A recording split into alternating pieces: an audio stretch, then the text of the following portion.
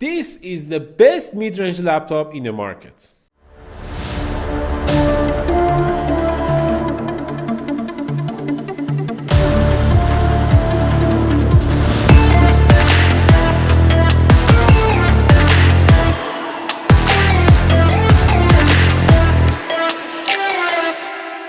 This is Asus TUF A14, the new laptop from Asus, and it's the new model and the new series. Because last year we didn't have Asus TUF A14, it was only A15 or A16. But this year we have a new series, Asus TUF A14, that I like a lot because look at this thing. It is just beautiful. It is a nice, compact, and all-around device with good overall performance. Everything about it is just perfect. And it has the new AMD Ryzen 9, the AMD Ryzen 9 AI HX 370, which is a weird name, but AMD is always bothering us with its naming. And this is the newest laptop from Asus with this CPU. Let's start with the body and chassis design. This laptop right here has plastic shell, plastic keyboard deck, and aluminum lid. I can say overall the build quality is nice. It has a good feel to it and it feels premium. I like it. There is a little flex on the screen and everything is fine. The hinge is perfect. I like it. And there is nothing wrong with it. I should say the keyboard is one of the best keyboards I've ever used, but there is better keyboards out there like Asus Zephyrus G14 from last year. And overall I like it, but there is still better keyboards at 14-inch size in other models, even in Asus laptops. The keyboard has only white backlight. There is no RGB here, but the lighting is good and I can see easily without any problem. The trackpad is made out of glass and this laptop has a big trackpad. It is precise, it is accurate, and I like it. One thing I forgot to tell you about is the hinge, that now Asus TUF 2 can open up to 180 degrees, which is good.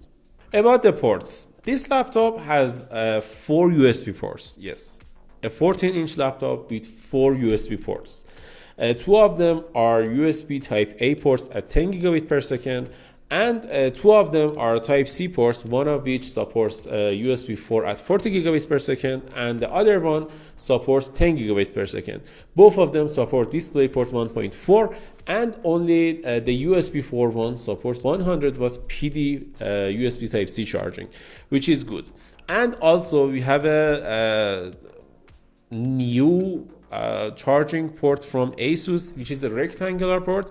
This is hard to get in with a rectangular port because only 2 attempts will be successful if you want to connect a rectangular port. But in every dimension, you can connect a circular port without any problem. If I want to use a rectangular port, I can use Type-C. And Type-C will support up to 240 watts. And I don't know why they did that, because we could easily get Type-C charging with this laptop. And with that USB port, we could get 5 USB ports on this 14-inch laptop. What a waste. Also, there is a micro SD slot, which is useless, but some people may use it, which is fine, but I prefer having one USB Type A port instead of this useless ports. About the weight, one of the best things about this laptop is its lightness. It is light, it is thin, and I really like it. I really like it because it is good to have a laptop with a great battery life and only 1.46 kilogram weight. And I really like it. There is nothing wrong with this laptop, in this section especially. And with the charger, it goes up to almost 2 kilos, which is okay. But if I had this laptop, I can say I wouldn't use the charger outside. I could use a Type-C charger easily without a problem, because Why not? I could get a USB charger, a USB Type-C charger instead of the charger in the box from Asus, and easily use it without any problem with almost 150 grams. And I can charge my phone, my laptop, and any other accessories with that charger too without any problem outside. Just use a Type-C charger. For this section, I can give this laptop a 10 out of 10 score. I was easy on it, but it deserves a 10 out of 10 score. For the display, Asus used an IPS panel at 2.5K resolution and 165 Hz refresh rate, which is good, and the screen brightness can go up to almost 400 nits of brightness, which is good. And I can say this screen is just good. You can easily play games with it. You can easily edit your photos and videos with this laptop, and there is no problem. The color accuracy is perfect. It has 100% sRGB and more than 75% Adobe RGB, which is good and enough for everyone who wants to do anything with their laptop. And I really liked it. There is nothing wrong with the display, and I can give it a 9 out of 10 score. As for the performance, this laptop has, as I said, AMD Ryzen 9 AI HX 370 CPU, which is a 12-core CPU, which is a combination of Zen 5 and Zen 5C cores. I remembered, I think it was 2 or 3 years ago, Dr. Lisa Su trolled Intel because they used efficiency cores on the CPUs. Here we are with the Zen 5 C cores in this laptop, and this CPU, it has 4 Zen 5 cores and 8 Zen 5 C cores. These 4 Zen 5 cores are the powerful ones, and Zen 5 C cores are the little and less powerful ones. Overall, the performance was great. I liked it, but there is something wrong with these CPUs. You can't upgrade the RAM with this CPU because it only supports onboard RAM. There is no support for sodium RAM, and it feels wrong to have a gaming laptop that you can't upgrade. Because of that, please don't buy 16 GB version. It will bottleneck in the next few years. And please don't use it, because if you have a device with 16 GB of RAM, it is enough for now. But in the next 2 or 3 years, it won't be enough, and you have to upgrade it. You have to. There is no way around. And I can suggest you to buy only a 32 GB of RAM model that we have here. It supports up to 7500 megahertz speed. My friend Hossein behind the camera is hardly telling me to stay 7500 megatransfer transfer per second, which is the same as megahertz, but megahertz is easier and I like it more. It is like it's more common for me, at least, which is good. And the SSD slot, you can upgrade the SSD. It has 2 available slots to upgrade, which is good. At least there is something you can upgrade in this machine. What can I say? I want upgradable memory. Unfortunately, the Wi-Fi card is also MediaTek, and I have MediaTek Wi-Fi card on my laptop, and it's a pain in the ass. Why? Because I got blue screen because of my Wi-Fi card, and Asus don't change it because they say it will affect your warranty and we can't change it. And I was like, dude, I want an Intel card. But here we are with the MediaTek in this laptop, and we can't do anything about it. As for the benchmarks, we tested Cinebench R23 in this machine, and it performed well enough. Cinebench R23 is a 10-minute test that can show us how well the laptop can perform with the CPU and how well the cooling can perform.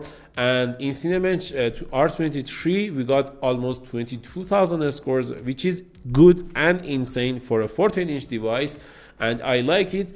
But there is something I should tell you. The CPU wattage was around 80 to 90 watts, and there is other laptops in the market that can go up to 120, 130 watts on the CPU. This is the decision in the AMD.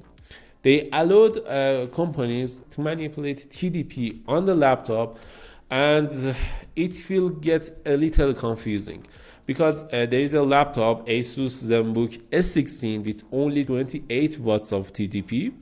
This laptop here with 80 to 90 watts of TDP, and Asus TUF A14, the bigger version of this model, with up to 130 watts of TDP. They will perform a lot differently than each other with the same CPU. I don't like it, AMD. And also in Cinemesh 2024, we got almost 1250 score, which is good, and I can say for this laptop it's a good score, and we can see better results for this CPU in other bigger laptops. But this laptop performed well enough. In the GPU test in Cinemesh 2024, we got 10,400 scores, which is good for a 4060 laptop. And in Geekbench, we got 15,240 scores, which is good, and I can say it is enough. We also tested TimeSpy to see how well it can perform in 3D applications and games, and we got more than 10,000 scores, which is reasonably enough for this laptop. But we've seen better laptops with 4060.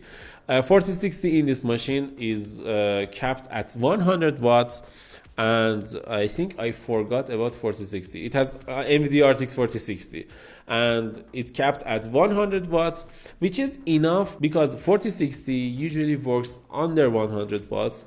At max, it will go up to 120 watts.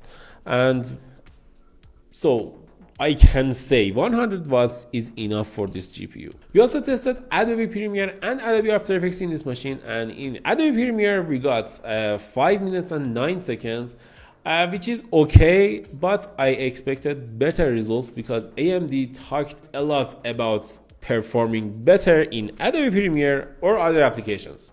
And here we are with 5 minutes and 9 seconds.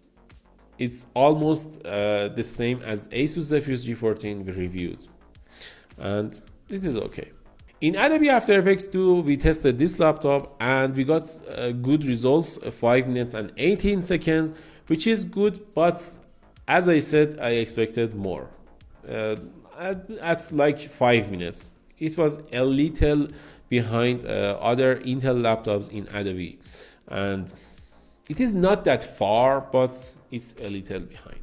The SSD speed on this machine was good too. It has SN560 from Western Digital, and it performed well at 5 GB of speed for the read and 3300 scores at the write, which is good.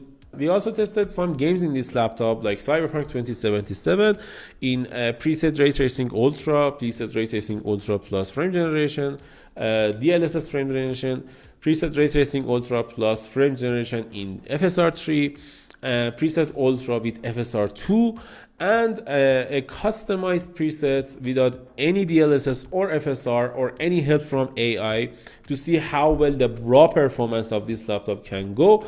And in every test we got almost playable frame rates, and I should say you won't play Cyberpunk at Ultra preset on this machine at 2.5K resolution.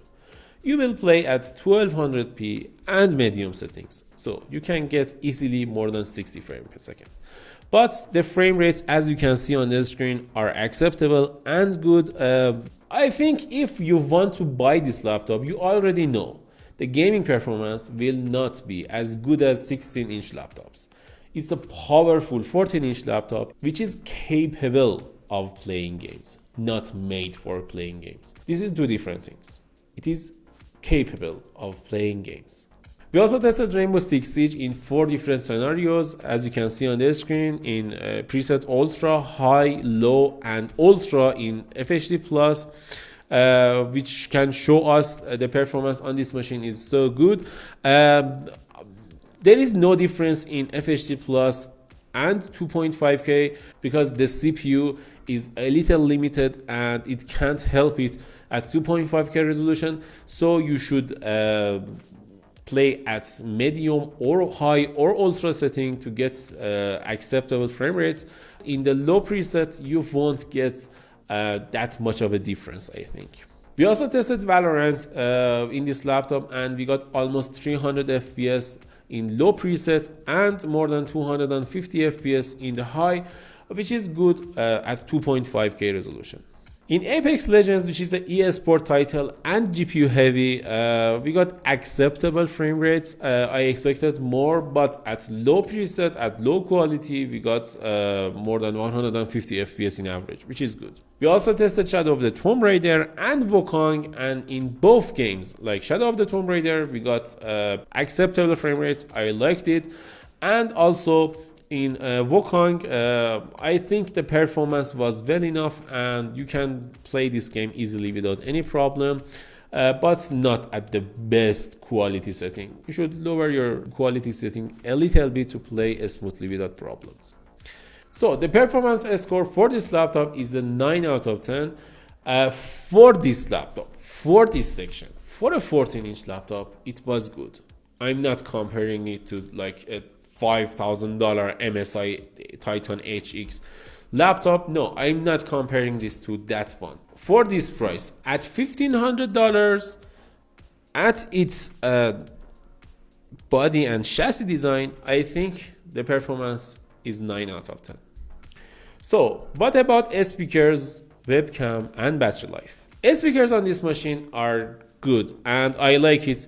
The speakers are good enough, but I should say, if you are buying a $1,500 laptop, you can get a $30 or $40 speaker, external speaker without a problem. So if you want to have nice sound and something like that, you should get an external speaker. It is well enough, but not for that amount of usage.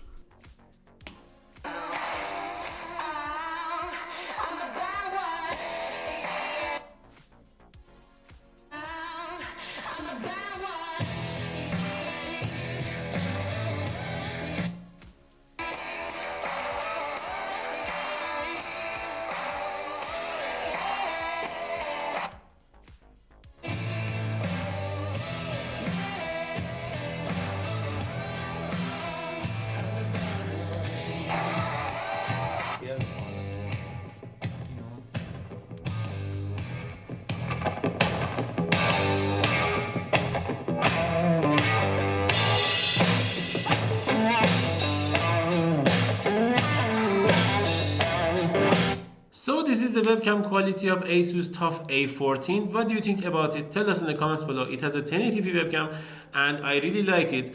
What do you think about the mic quality? Tell us in the comments below. And it has some AI features. You can turn it on like that, and which is cool. What do you think about it? Tell us in the comments below.